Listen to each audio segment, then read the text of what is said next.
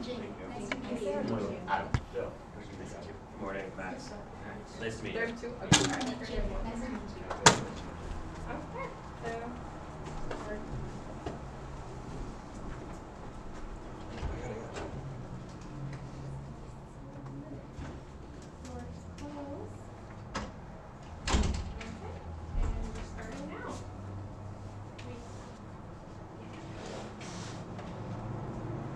Crisis. It's a word that the Venezuelan people are all too familiar with. You see, the country is facing a public health crisis. And you can see this crisis when walking down the streets of Venezuela. When walking down the streets, you see no diapers in sight. Notice the waste on the streets. And you even can see it on the dirt on people's hands. You see this crisis in a lot of different ways.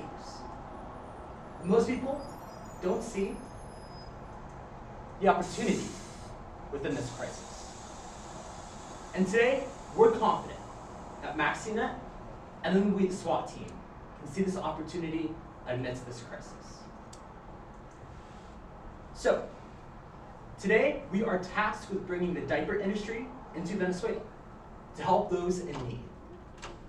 So naturally, we ask ourselves the questions, how do you do business with a country that's in the midst of a humanitarian and an economic crisis? Well, quite simply, you don't. Instead, you focus on their neighbor, Colombia. You enter into the Colombian market to gain profit, to gain market share. Because you see, the Colombian market is actually receptive towards the diaper industry. We'll hear today how political and economic regulations make Colombia a perfect fit for the diaper industry. But that's not to say that we won't bring diapers to Venezuela, because we will. We'll do this through our nonprofit approach. This nonprofit approach will involve partnering and cooperating with UNICEF. We will sell diapers at cost to UNICEF, and they will distribute them to Venezuela. So overall, our approach is bifurcated. We have both a for-profit section within the Colombian marketplace, and then a non-profit section within Venezuela. And the importance of this bifurcated approach is that, in fact, we circumvent any sort of foreign exchange risk. None of our transactions take place within Venezuela. We are able to bring diapers to Venezuelan refugees without incurring any sort of foreign exchange risk. That's the advantage of our strategy. So this is just one question that we're going to answer. The first question is, what is the best way to enter Venezuela? And we'll talk about country analysis, and we'll do comparisons, and we'll explain how this for-profit and non-profit approach will be suitable to have a long-term foundation within the Venezuelan marketplace. But with this model and with these two approaches in mind, we have to ask ourselves, which product are we going to offer? And that's our second question. We're going to, through discussion of product mix and promotion in place, we're going to talk about paninos. That's a regionally marketed product. You will hear today how it's going to have a cloth and a disposable insert, and how this unique product being brought to Venezuelan refugees will help them, given their specific situation. And not only that, but with the combination of this model and this product, we'll explain the risks. But more importantly, we'll explain how these risks will be beat by an impact. And the impact we will receive today will be increased visibility, as well as a present value profit of 17.6 billion Colombian pesos. And that said, this strategy accomplishes two things. Both our long-term sustainability by increasing that visibility, but also having immediate acceptance, which will come with that profit. But this impact will take place over the course of 3 years. First, we'll start off with that contract. That contract will have that manufacturer supply paninos. And then, from there, we'll have our two different approaches. We'll go ahead and we'll start with our profit approach. The profit approach will promote the qualities of paninos. And through our marketing, we'll explain why paninos is appropriate for the Colombian marketplace. And then we'll also evaluate, based on the Colombian marketplace, the market response. And then we'll go ahead and talk about that nonprofit approach. We'll partner and cooperate with UNICEF. We will sell these diapers at cost, and then they will distribute these diapers into Venezuela. And then we'll evaluate to see whether there's a sustained demand for these diapers, and whether we need to expand into other products, such as feminine hygiene products, given the refugee situation. And overall, with these two approaches, we think that we'll have a pretty strong foothold in our expansion in Latin America from 2023 onward. But before we get into that, we first need to answer this first question, which is, what is the most effective market entry strategy? Which my partner Jane will talk about first. Thanks, Adam. Before we decided which market and what kinds of market strategy we should use, we analyzed the issues exist in the current market. As you can see, the Kimberly and Clark was the major players in the diverse markets. However, they left the countries with a loss of 460 million losses across all divisions. That mainly because of the hyperinflation and the difficulty to repatriate their profits to the United States. Therefore, we decided to place our operational and transaction centers outside of Venezuela to avoid those potential risks. But the question is, how did we decide which country to enter? As you can see, because we are focusing on providing supports to Venezuela's children, we use the migration flow as our major metrics. As you can see from the map, with the 1.3 million Venezuela migrate into Colombia and 3,000 daily migration into the countries, Colombia is currently the highest and the top host countries for Venezuela refugees. Therefore, combining with their more stabler currency and political system, we decided Colombia will be the ideal place for us to place our operational and also transaction center. Within operation centers in Colombia, we are planning to divide our market entry strategy into two approaches. The first one is nonprofit in Venezuela, and second is for-profit in Colombia. For the nonprofit, we are planning to cooperate with NGOs in providing the supplies of diapers with the price at cost. In this way, we are expecting an increase of brand awareness as well as solving the humanitarian issues in Venezuela. At the same time, we are planning to cooperate and establish strategic partnership with the local retailers in Colombia, and along with the strategy of low margin and high volume, we are expecting an increase of market share in the market there. In addition to that, we also consider some potential institution for our cooperation for both approach. The first one is for nonprofit. We base our decisions with international awareness as well as their current project. Witnessing their increasing fundings as well as the current hygiene programs in Venezuela, we believe that UNICEF will be the best choice for us to cooperate for our nonprofit approach. In addition to that, for our for-profit approach, we are planning to establish networks with wholesalers, retailers, and small informal stores, in addition to the current existing distribution channels by the Mexinet. Combining these two approaches, we believe that the diapers company can solve the humanitarian issues and to support the community there, but more importantly, we can develop a long-term but also profitable and sustainable new product lines within both Venezuela and also Colombia market. Next, my colleague Yasma is going to introduce our second question, which is how can we implement this strategy? Thank you, Jen. We will start by talking about the product. So currently in Venezuela, diapers are rare and expensive. Because of those two issues, Venezuelans have come with unhygienic alternatives such as using t-shirts as diapers. Our product is suitable for this market because it mitigates those issues. What is our product? Essentially, our product is a cloth diaper that is reusable and washable, where we insert disposable inserts in the middle. And so this disposable inserts can be changed regularly. Our product is low cost and more sustainable than traditional disposable diapers, because instead of wasting the entire diaper, we would only be wasting the middle part, which is in this case the disposable inserts. So now for the price, we came up with two different sets of prices. One for the non-profit approach and the other one for the for-profit approach. So how we came about the non-profit approach is, like we mentioned, we want to sell our products to UNICEF at a cost, which means that how much does it cost for us to make those products. How we came up with those numbers is that we calculated manufacturing, packaging, and transportation costs. Now for the for-profit approach, we did the same thing, but we included marketing, distribution costs, seller fees, and also promotions. So we rose the prices a little bit so we can also have a profit margin, and we compare competitors' prices so we can be cheaper than the competitors in Colombia.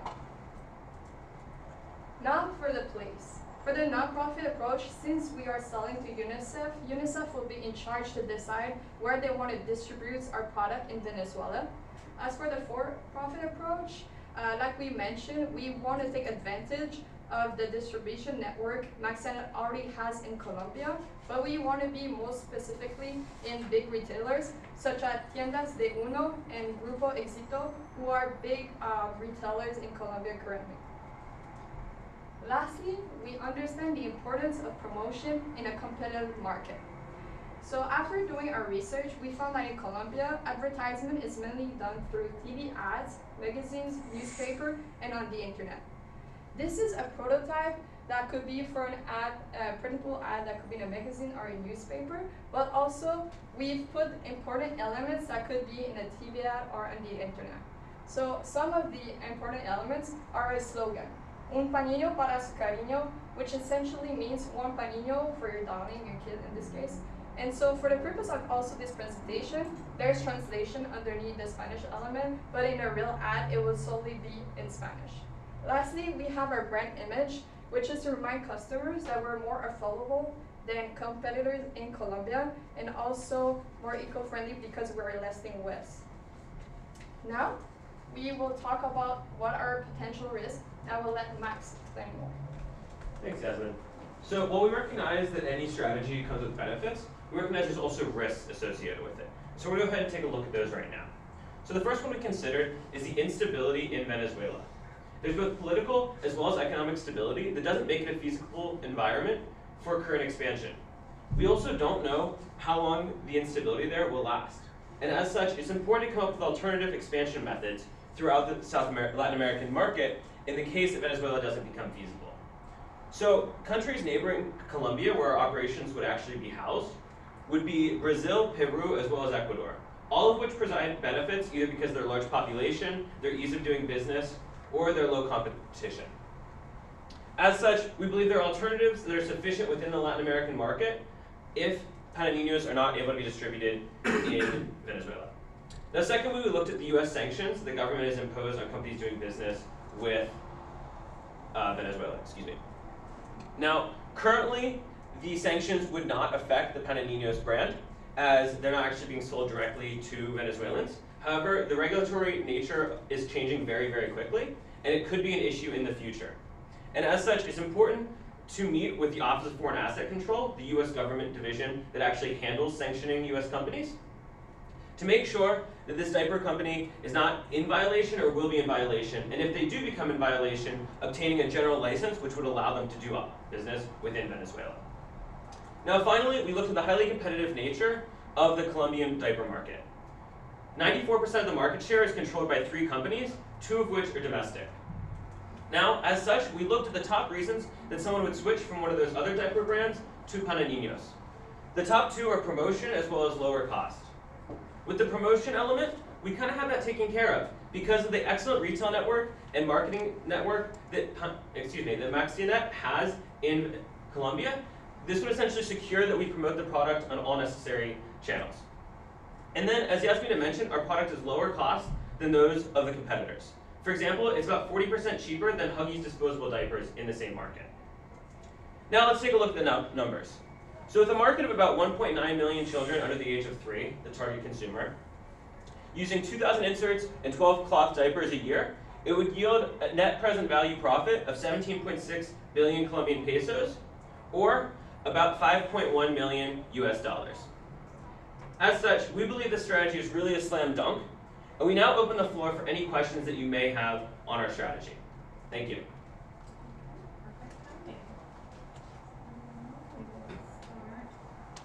Judges, we have 8 minutes for question, answers, and feedback.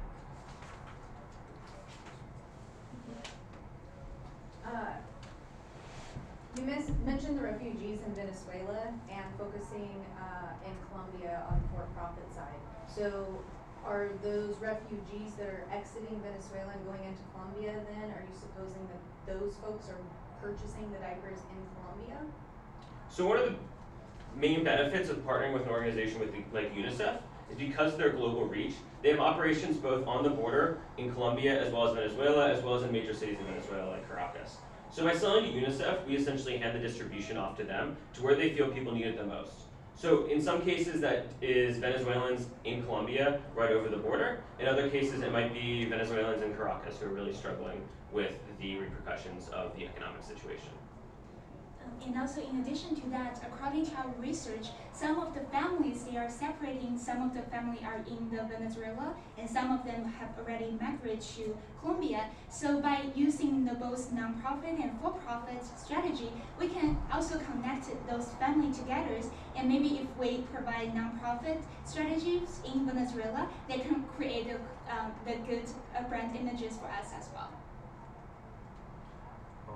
Jane, that was a good answer. The only clarification I had is how, if there's 3,000 Venezuelan women in Colombia, is there any way to get the nonprofit diapers across back to the border in Colombia?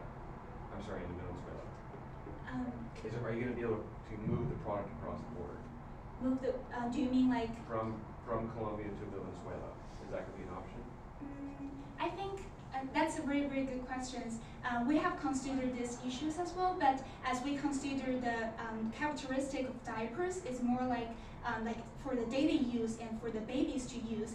And also we also consider because there's existing black market in Venezuela, so we are thinking about have constrictions of buying the supplies and also the distribution of the diapers in both countries, so we can eliminate the flows between the two countries. So does UNICEF currently purchase product and then distribute it? Is that part of what UNICEF provides? They have funds that do that? Yes, and particularly UNICEF has had a history of employing products and distributing products that are pretty targeted and that are pretty niche. So we think this aligns with UNICEF's strategy because this product, the unconventional nature of pañitos, it's suitable to the Venezuelan refugee and it's useful for them. So that said, this product aligns with UNICEF's history with having products that are pretty niche and that solve unique problems. You recommended, I saw in one of your slides, a package of 40 of the inserts. What was that based off of? Absolutely. So we looked at the current market and we saw that sizes in both Colombia as well as other Latin American countries differ between about 30 and 50, somewhere in that range. From the research that we saw, the diapers would be changed or the inserts would be changed about 7 or 8 times a day. And so it makes sense to buy a package that's a little bit more bulk. And as such, we want to make sure that we have a standardized product that for future expansion into the rest of Latin America can be easily transferred between countries. So the only challenge I have with your comments is the current usage of diapers is about 1 every 3 days for one child, right? I think in the United States it's 3 per day, but in Venezuela it's one every 3 days. So how are you going to change the consumer behavior of using these disposables more often than you mentioned 7 times a day? Yeah. How are somebody going to go from 1 every 3 days to 7 per day? Absolutely. So one of the things that we really encourage is that by selling to UNICEF at cost, we then hand distribution as well as education off to them.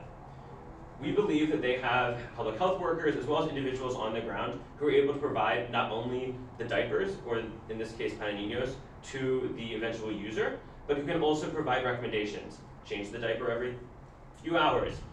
We would imagine from what we've seen that, excuse me, the 2,000 a year that we saw was actually based on usage in Latin American market, Brazil in particular.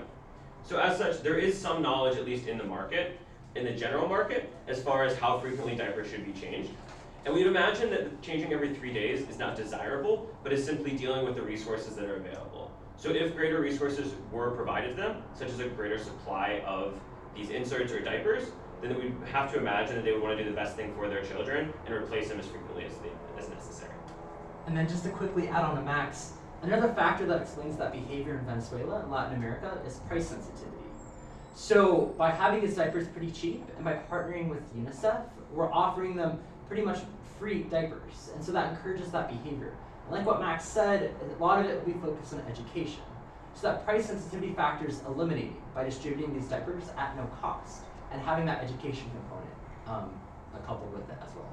Because you have it listed, I'm interested to know what the savings are with your brand and your index. Have you addressed Yeah, that absolutely. currently, or is this a new point? So I had mentioned earlier that, excuse me, this is comparing Huggies Active Okay. as well against Pananinos.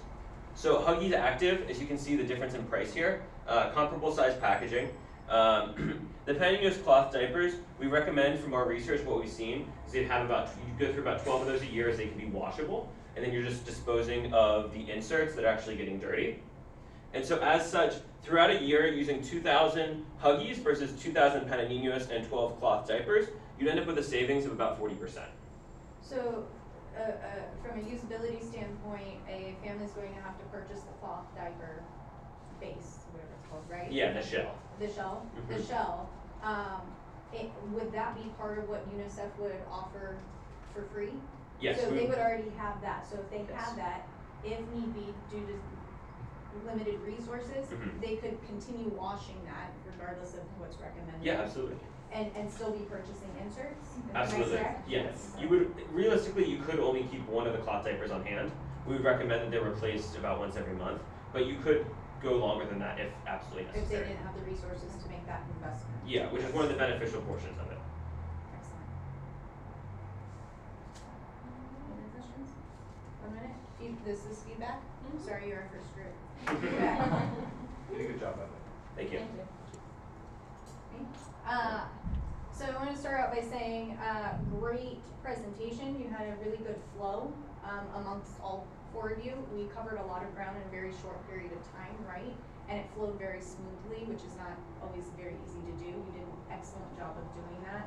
Also at the beginning, something that's really important in understanding Maxianet is stating, or any company, stating the problem and that demonstrating you understand what this real problem was. And I think you did that without preaching to us, as if you were management consultants, right, coming in. You didn't preach to us, the company, about our company, but you validated really that you understood the problem very holistically. And a specific point of that was not just focusing on the business, but also your introduction with the crisis piece of it, I think set a good tone at the beginning. And so you had very good transitions throughout. Let's see, and jump in. I'll look through my notes. So, I thought the presentation was well done as well. I thought focusing on the PowerPoint, you didn't have too many words on each slide, which is important because your audience gets a little bit drawn to that. The only thing I would add is that you're missing the X and Y axis. It's a little bit, the reader has to identify on the hyperinflation section what you guys are specifically talking about. So you don't have the detail out. So it'd be helpful to understand what we're looking at. What is 140%? I understand what 2018 is, but what's 140%? So, Yeah. I was just gonna say, from a solution perspective, you hit on a lot of the key points, the nuances in the case, and that's not always easy to do, right? You can hit it right over the head, but you also captured the nuances. You addressed the sustainability component, which was big in there, and the alternative funding component. Looking at not just a short-term solution, you really looked at a longevity, and that's been, that's always a struggle, meeting both of those, and you had a nice connection all the way through. So yes, and then later, we'll be around to chat after the final round and do additional feedback. Perfect. Thank you very much. Thank you so much. Have a great rest of your day. You too. Nice meeting you. Yeah, thank you. So sorry. Nice Thank meeting you. you. Pleasure. I'm I'm sorry. Pleasure. Thank you. Very Thank nice you. meeting you. Thank I'll you just- very much. Thank Where would you you. like the clicker? Give this to you. Awesome. Thank you. Thank you so All much. right. Have a good day, y'all.